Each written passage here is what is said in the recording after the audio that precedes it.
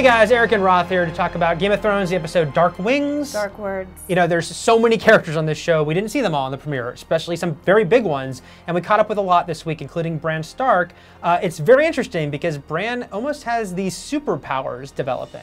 Yeah, I mean, they're his mystical abilities. We saw a little bit of this in season 1, and of course now they're really developing, which is very exciting for me, and fans of the novels will be happy to see that. Yeah. I think the first moment where we sort of see the memory of his past, of his father and his brother when things were good in his life, was heartbreaking and beautiful. It also sort of gave this hint to the idea that maybe Bran is starting to be able, in addition to being able to see through animals, maybe see the past, maybe see the future, we don't know. But a couple of characters have come in to illuminate that a little bit. Yeah, we meet the Reed siblings, popular characters from the books, and the brother, Jojen Reed, hope I'm saying your name right. The fact is he has the same powers as Bran, so he can serve as his mentor, basically. Yeah, and they both had near-death experiences when they were young. It opened up a doorway in their mind. That's gonna like evolve over time, but also his sister is a great character. It's one of the great things about the show is that sort of this gender equality, you know, she's the one that's better with knives. Yeah, and it better was with weapons in general. And she's totally unapologetic about it. And it was cool because we saw that, you know, Bran has basically multiple abilities, including the ability to sort of see through animals. We go to Jon, you know, we go beyond the wall and we see that, you know, we instantly are told this is not the only person. There are many people out there with this ability, as one of the Wildlings is able to do the same thing. Right, and I think it also illustrates that how the Wildlings are really going to be able to face up against the North. They have all of these abilities. They have all of this knowledge that, pardon me, in the South, that in the South they think is now just myth, just legend, doesn't exist, but they're able to utilize these skills in battle as they use the warg to sort of say what's going on over there, what's going on with the crows, and of course, he announces exactly what has happened. There's a lot of dead crows, which we didn't, I know a lot of people were disappointed that we didn't really get to see that battle. They have to save their money for the battles, you know, they have to choose their battles, literally. For episode 9. Robb, you know, meanwhile, you know, we have a lot going on with the women in Robb's life. We're getting to know more about Talisa, the fact that she is able to stand up to Kat, who's a very strong woman in her own right. Yeah, and Talisa, again, very different character than Robb's wife in the book. I like the change, a lot of people don't, you know, I mean, I really like this character because I think that she offers a different perspective. Because she's an outsider, she's able to comment on Robb's world in a certain way. Catelyn has had a very bad day, to say the least. I thought, you know, Kat's sort of monologue was great, you know, because Kat, you know, there are some things going against Kat from an audience sympathy point of view. One of them being her hatred of Jon Snow, because we love Jon Snow.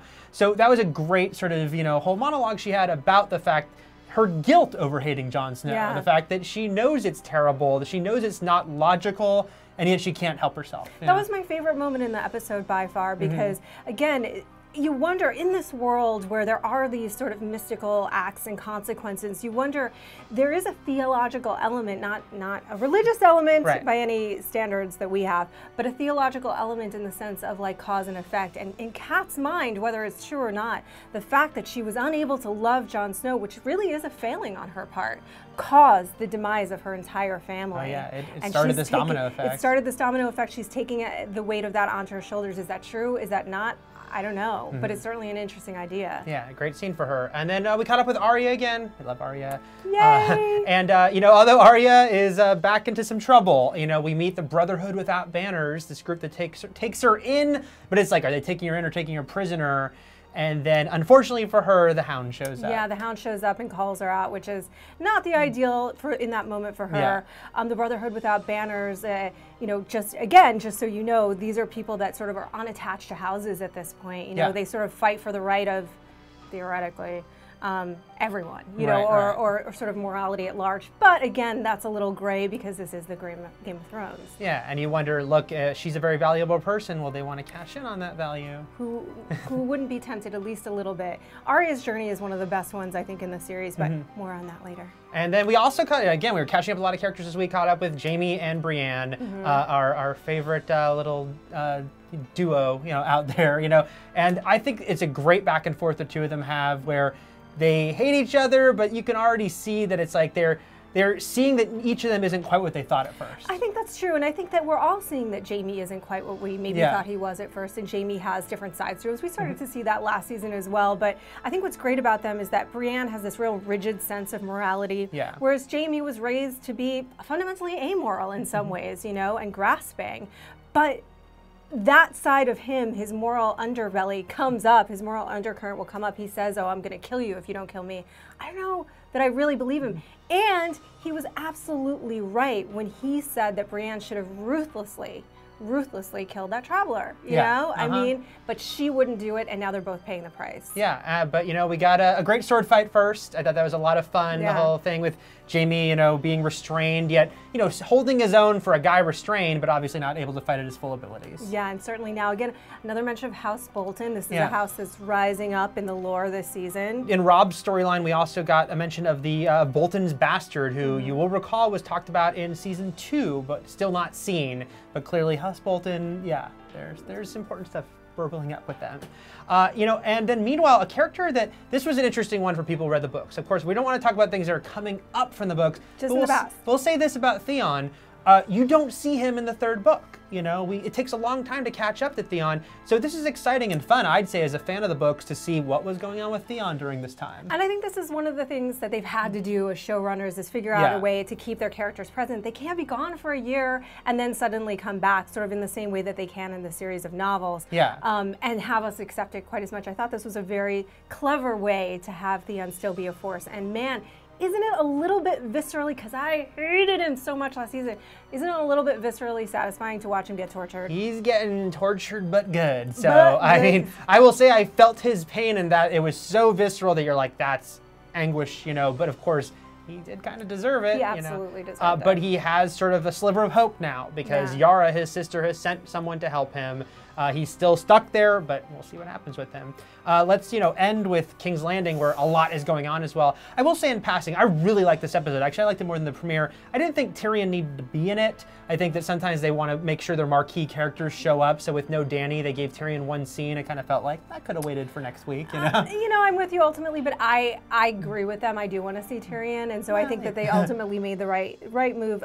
The scene with Shay was also very revelatory about Tyrion. We don't, you know, he's such a nuanced character. He's so layered. There was a real sweet vulnerability. It was like this real genuine moment of domesticity between a woman and a man, where she's like, "You called that girl pretty. I'm pissed," you know. And then they sort of make up. I thought it did add something to his character and their relationship.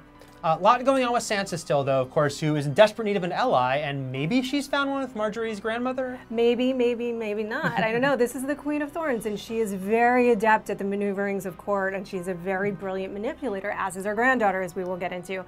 But I think that what's amazing is that Sansa, after all she's been through, is still so hopelessly naive, unlike her sister. And so I loved seeing the fear, and yet there's this opportunity to talk about Joffrey, about her real feelings about him, about what an absolute monster he is. But it's really clear that she's asking, not because she really is worried about who is my granddaughter going to marry, but how do we manipulate him best? She's so forthcoming, get me my cheese, but she is at the same time so calculated and manipulative. This is a fascinating character. Yeah, you know, and they're information gathering, and you know, Sansa is, you know, going out on a limb by saying what she's saying about Joffrey. You know, the hope is she's not putting herself in danger. Probably not, but you never know if they feel like this could help them. Maybe. To betray her, maybe not. Yeah. And the Margaery, I think what's wonderful is seeing how everybody does this differently, how everybody sort of aims for the throne in a different way. Margaery is so brilliant, and she's so seductive in the way that she does it, like her house, the roses, you know, sort of like drawing him in. She finds the perfect way to get at Joffrey through his violence, through the psychosexual attachment to violence. It was kind of a really disturbing but lovely scene, in the sense that you're like, this woman is a spider, but she's the most beautiful spider you've ever seen in your life.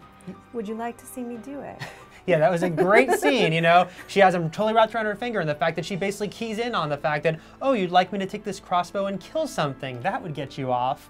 And she's absolutely right about that. So what do you think of the way Margaery is manipulating Joffrey? What do you think of Bran Stark's powers? Let us know in the comments. In the meantime, we're going to be discussing our own theories while enjoying this delicious beverage.